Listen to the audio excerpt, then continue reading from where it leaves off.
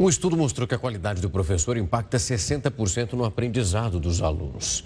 Esse estudo, quando nós olhamos para a qualidade do professor brasileiro, é uma pesquisa inédita do Instituto Península e revelou que a qualidade do corpo docente é o fator que mais impacta os resultados educacionais no Brasil, sendo responsável por 57,76% do aprendizado dos alunos do ensino fundamental nas redes municipais e 36% do ensino médio estadual.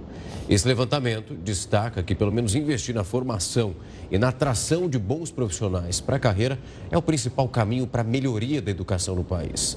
A análise também revela que os professores impactam mais significativamente o desempenho educacional do que outros fatores nesse momento, incluindo a infraestrutura das escolas, o número de alunos por turma e o nível de escolaridade dos responsáveis, entre outros.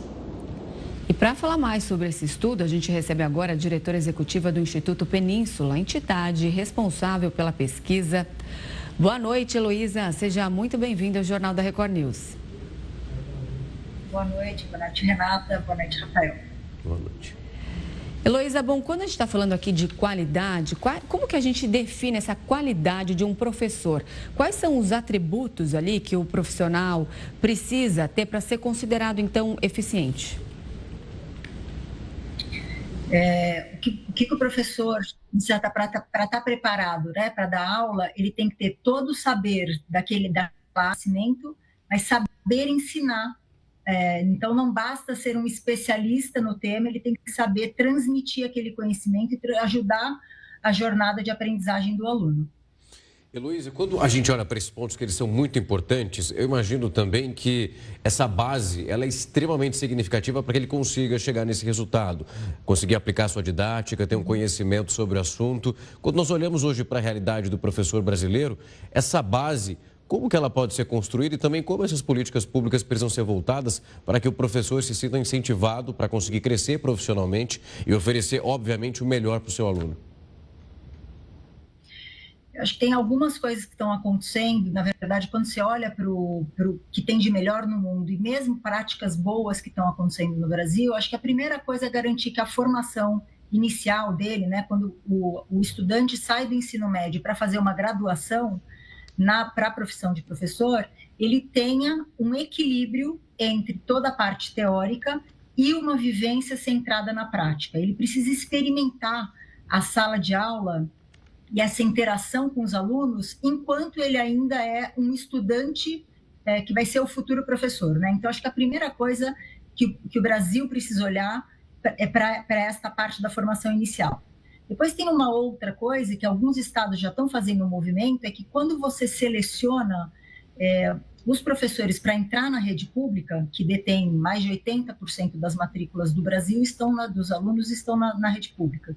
Quando ele faz esse ingresso, é testar a habilidade do professor, não só o domínio do conteúdo, mas o de saber ensinar, como eu tinha mencionado anteriormente. E depois desenvolver ao longo dele as competências e os saberes para que ele possa, à medida que ele vai progredindo, à medida que ele vai passando e ganhando mais experiência, ele vai se desenvolvendo e ganhando outras habilidades, que vai ser uma jornada até o final da carreira. Ele vai ter coisas para aprender e para poder tirar o melhor de si, né?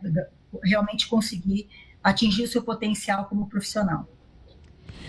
E quais são os desafios que esses professores, esses profissionais enfrentam ali no dia a dia? A gente está falando de professores que muitas vezes não são bem remunerados, não têm segurança nos locais de trabalho, porque a comunidade ali onde eles atuam também envolve diretamente nisso. Muitas vezes são ameaçados, então não têm bons salários, às vezes não conseguem lidar ali com aquela turma de alunos. A gente vê muitas coisas acontecendo hoje, como casos de bullying. A gente sempre fala aqui também que muitos não sabem lidar com isso. No dia a dia, como que a gente pode, assim, classificar as principais dificuldades que esses profissionais enfrentam? Porque muitas vezes eles estão bem preparados, têm conteúdo, mas tem que lidar com essas questões do dia a dia que acabam, claro, atrapalhando o desempenho deles dentro da sala de aula. Acho que tem uma coisa muito importante que essa pesquisa traz, que é dessa centralidade do professor. Então, eu vou dar um passinho para trás para poder responder a tua pergunta, tá? Quando a gente olha para o Brasil e quando a gente olha para essa profissão, entender que 60% da aprendizagem depende de um bom profissional, de um profissional preparado e valorizado, é muito importante porque isso ajuda, inclusive, o gestor público na sua priorização, porque ele tem várias coisas para decidir a cada 24 horas, né? E existem movimentos que estão preparando o professor nesse sentido. Então, a primeira coisa que eu acho que vale ressaltar é, sim, o reconhecimento financeiro é uma variável importante, mas quando a gente avalia a grande parte dos municípios, existem municípios onde a profissão de professor é a profissão mais valorizada e ela é bem remunerada quando comparada com outros, né? Isso tem um desafio maior quando você está nos grandes centros econômicos, onde você tem uma variedade, uma amplitude maior de profissões que o recém-formado, o profissional, pode optar, né? Mas sim, é uma variável.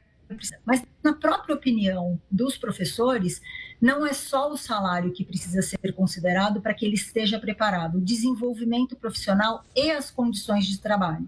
Então, por exemplo, o que eu falo de condições de trabalho? Hoje tem muitos professores que dão aula em 2, 3 escolas. À medida que várias redes estão caminhando para o ensino em tempo integral, você cria condições desse professor estar dentro de uma única escola. E quando ele está dentro de uma única escola, não só ele tem uma melhor condição de trabalho, mas ele tem condição de poder usar o tempo dele, que está definido por lei, de 1/3 da carga horária dele é para o desenvolvimento profissional desse professor.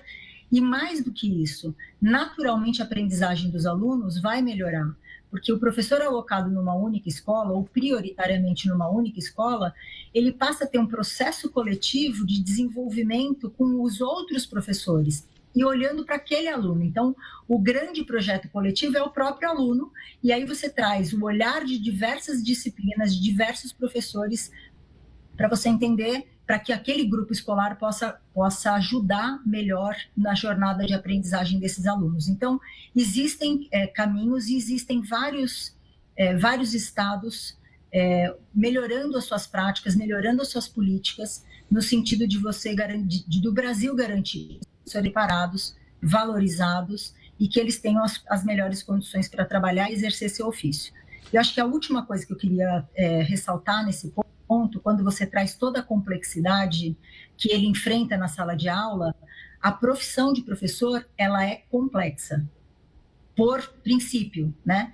E ela é estabelecida nas relações. Então, preparar esse professor muito conectado com a realidade faz com que ele entre na sala de aula e ele já saiba, ele seja entendido pela situação que está posta, e que ela é simplesmente, a sala de aula é um reflexo do que acontece no Brasil, né? E a gente precisa preparar os professores para poderem lidar com isso e com toda a outra estrutura, né? Gestores, assistência social, dependendo do caso, eles sabem, inclusive, articular outras áreas do sistema público a serviço para apoiar aquele aluno que talvez esteja em necessidade para além da aprendizagem. Heloísa, para a gente finalizar, olhando essa dificuldade, esses desafios, tudo aquilo que precisa ser muito bem disponibilizado para que esse professor consiga se desenvolver e também, obviamente, o interesse para que isso aconteça, isso se reflete numa diminuição de pessoas buscando por essa carreira? Vocês conseguiram verificar esses números? É possível fazer uma afirmação sobre isso ou ainda não?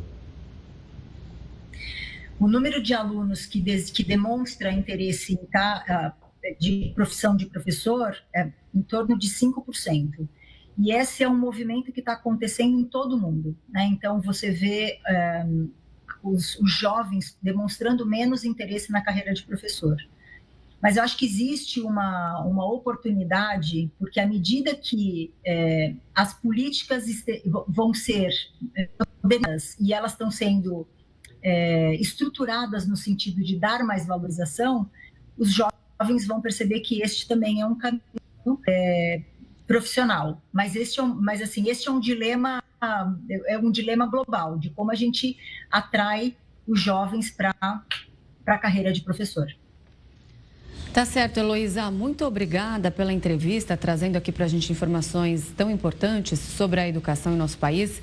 Uma boa noite, até uma próxima. Obrigada, boa noite. Boa noite.